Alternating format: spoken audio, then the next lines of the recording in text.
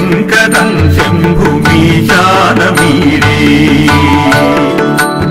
वदाधो निवासं महाट्टाटहासं महापापनाशं सदा सुप्रकाशं गिरीशं गणेशं सुरेशं महेशं शिवं शङ्करं शम्भुमीशानमीडे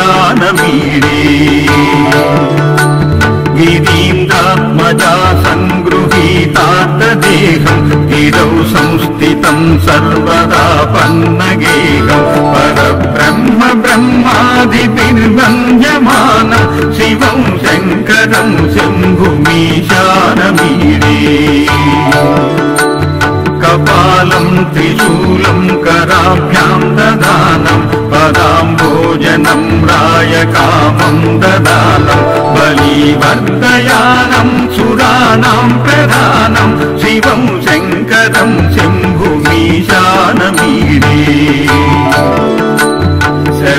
शरच्चन्द्रगात्रं गणानन्दपात्रं त्रिनेत्रं पवित्रं धनेशस्य मित्रम् अपर्णाकलत्रं सदा सच्चरित्रं शिवं शङ्करं शम्भुमीशानमीडे हरं सर्पहारं चिताभूविहारं भवं वेदसारं सदा निर्विकारं श्मशाने वसन्तं मनोजं दहन्तं शिवं शङ्करं शम्भुमीशानमीडे स्वयं यप्रभाते नरशूलपाणे पठे स्तोत्ररत्नं त्रिह प्राप्य रत्नं सुपुत्रं सुधान्यं सुमित्रं कलत्रं विचित्रैः समाराज्य मोक्षं प्रयाति विचित्रैः समाराज्य मोक्षं प्रयाति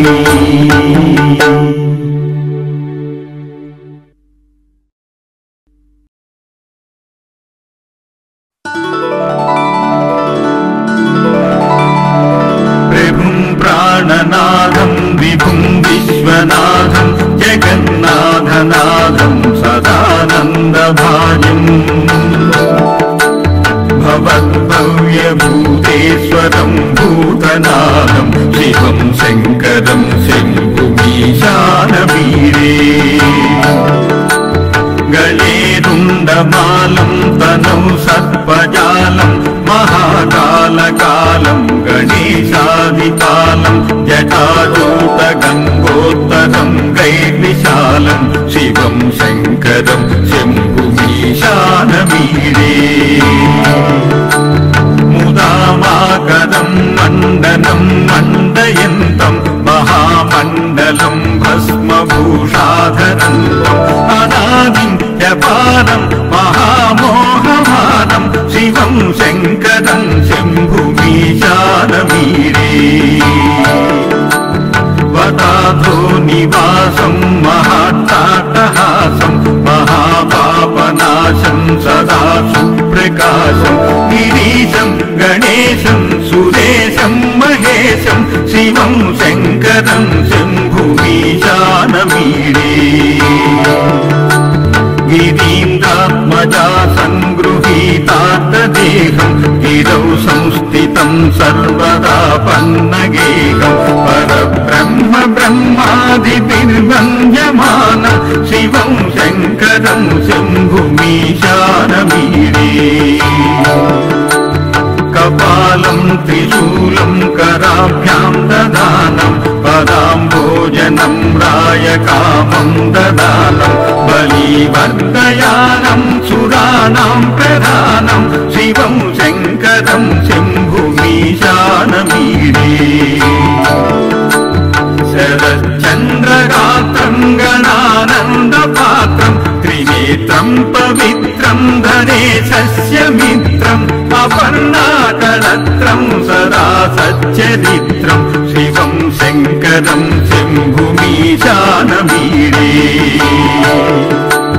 हरं सर्पहारं चिताभूविहारं भवं वेदसारं सदा निर्विकारं श्मशाने वसन्तं मनोजं दहन्तं शिवं शङ्करं शम्भुमीशानमीडे स्वयं यप्रभाते नरशूलपाणे पठे स्तोत्ररत्नं त्रिह प्राप्य रत्नं सुपुत्रं सुराण्यं सुमित्रं कलत्रं विचित्रै समाराज्य मोक्षं प्रयाति विचित्रै समाराज्य मोक्षं प्रयाति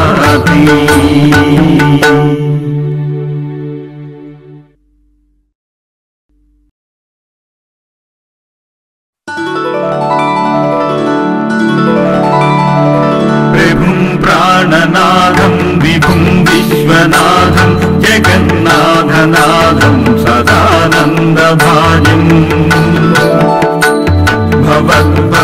भवद्भव्यभूतेश्वरं भूतनाथं शिवं शङ्करं शम्भुमीशानमीडे गले रुण्डमालं तनौ सर्पजालं महाकालकालं गणेशादिकालं जटाजूटगङ्गोत्तरं गैर्विशालं शिवं शङ्करं शम्भुमीशानमीडे मुदामाकरं मण्डनं मण्डयन्तं महामण्डलं भस्मभूषाधरन्तम् अनादिं ह्यपारं महामोहमानं शिवं शङ्करं शम्भुमीशानमीडे वदाधो निवासं महाट्टाटहासं महापापनाशं सदा सुप्रकाशं गिरीशं गणेशं सुरेशं महेशं शिवं शङ्करं शम्भुमीशानमीडे गिरीन्द्रात्मजा सङ्गृहीतार्थदेहं गिरौ संस्थितं सर्वदा पन्नगेहं परब्रह्म ब्रह्मादिभिर्वन्द्यमानं शिवं शङ्करं शम्भुमीशानमीडे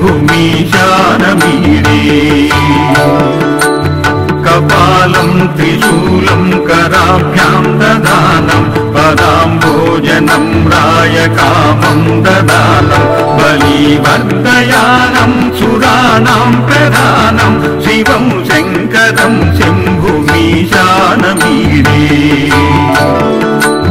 शरच्चन्द्रगात्रं गणानन्दपात्रं त्रिनेत्रं पवित्रं धनेशस्य मित्रम् अपर्णाकलत्रं सदा सच्चरित्रं शिवं शङ्करं शम्भुमीशानमीडे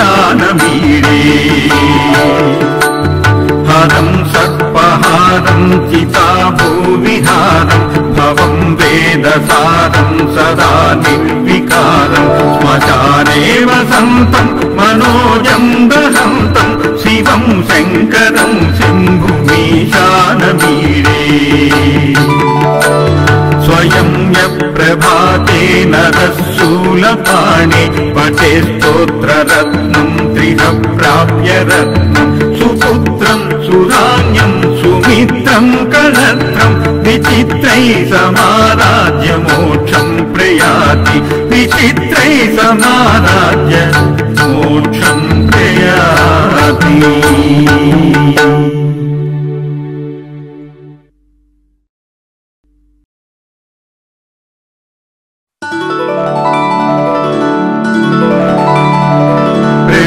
प्राणनाथं विभुं विश्वनाथं जगन्नाथनाथं सदानन्दभाजम् भवद्भव्यभूतेश्वरं भूतनाथं शिवं शङ्करं शम्भुमीशानमीडे गले रुण्डमालं तनौ सर्पजालं महाकालकालं गणेशादिकालं जटाजूटगङ्गोत्तरं गैर्विशालं शिवं शङ्करं शम्भुमीशानमीडे मुदामाकरं मण्डनं मण्डयन्तं महामण्डलं भस्मभूषाधरन्तम् अनादिं ह्यपारं महामोहमानं शिवं शङ्करं शम्भुमीशानमीडे